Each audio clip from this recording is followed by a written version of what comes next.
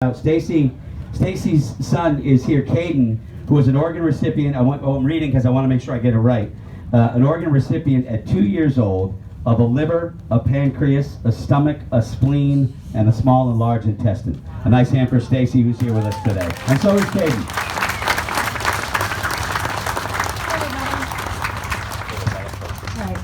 Hi everyone, thank you so much for being here for this really cool, important causes. I really appreciate that. Oops, That's not you, sorry about that. Keep it right back up. I'd like to tell you a little bit more about Caden.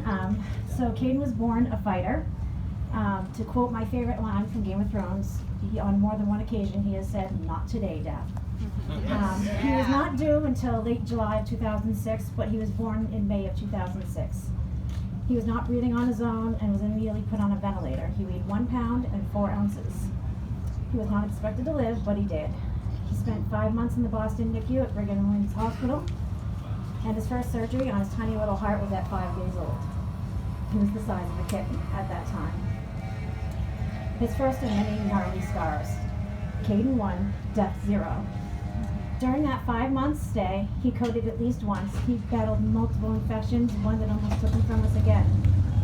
He had several more surgeries, one to place a feeding tube, which he still has to this day, to rely upon for all of his nutritional needs. He was delayed in his development, but he came home and he was happy and healthy and no complaints. But in May of 2008, I noticed that he was only 13 pounds. He was very tiny for a 2-year-old, and his stomach looked like he swallowed like a giant watermelon, huge and whole. So I got concerned. He wasn't complaining, he didn't cry, he never cried. He's always been a very happy and smiley kid. But I still urged his doctor to do some tests. And when they did, they came back showing that his liver and spleen were very not looking happy. They looked very bad. So they sent us to Dartmouth-Hitchcock Hospital, where they did about a week's worth of tests, and they found that Caden had a very advanced stage hepatoblastoma, which is a very rare liver cancer for kids. Dartmouth-Hitchcock told us to go take him home, make him comfortable. There was nothing that could be done for Caden. But I wasn't going to do that because he had already come way too far. So I called a doctor in Boston, at Boston Children's Hospital, and they had him transferred down there.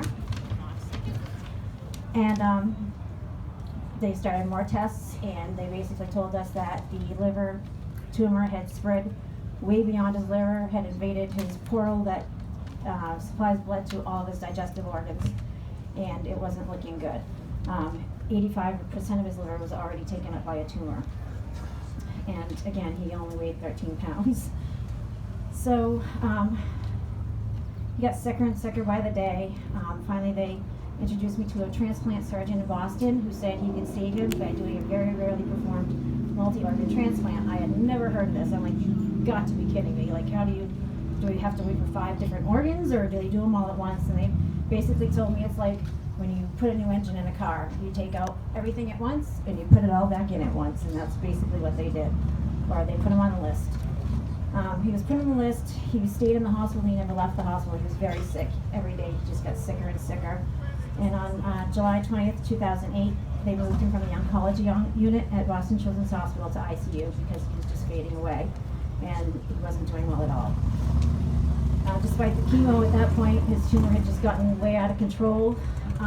So they bumped him to status 1A on the transplant list. That's the front of the line.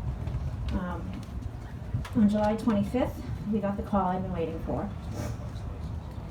I was beyond elated, but I was also sad because I knew what this moment meant for somebody else. I've been praying for this miracle this whole time, and now it was here, and I had such mixed feelings because my son was getting another chance, but I knew that somebody else somewhere lost a baby. And that was pretty hard to wrap your head around. After 12 hours of surgery, Caden emerged from the OR with a new stomach, liver, intestines, pancreas, and spleen, but no cancer.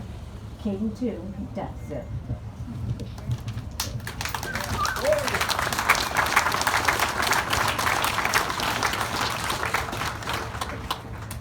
Five days later, the spleen failed, and they had to take it out. But Caden plugged along, and he spent 3 more months in the hospital. In fact, over the next 3 years, Caden spent more time in the hospital than out. He had several rounds of infections, rejections, and even a life-threatening anemia that almost took him from me again, and he had to get more chemo to reverse it. Not today, Death. Although he isn't able to stand here with me today to tell his story, Caden has, because he has cerebral palsy and autism and he's nonverbal. Today, if I could speak to his donor family, I would tell them that he is an incredibly happy and joyful soul. He loves music more than anything, but he also loves to swim, and he taught himself how. Their child made an ultimate sacrifice so my son could have this beautiful life, for which I'm forever grateful. His smile and pure joyful giggle bring happiness to everybody that know him. He's a very popular kid at his school because of this. Each year on Caden's transplant anniversary, which was this past Thursday, I light a candle to memorialize the child that lost their life so that mine could live. There's so much more to Caden's story that I would like to share, but time doesn't allow. But one thing is very certain, that without this donor, his story would not have been this long.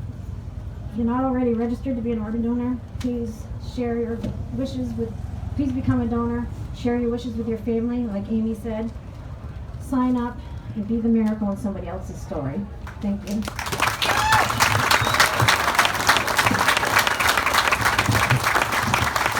That's it for Caden and Amy, warriors, and their families too.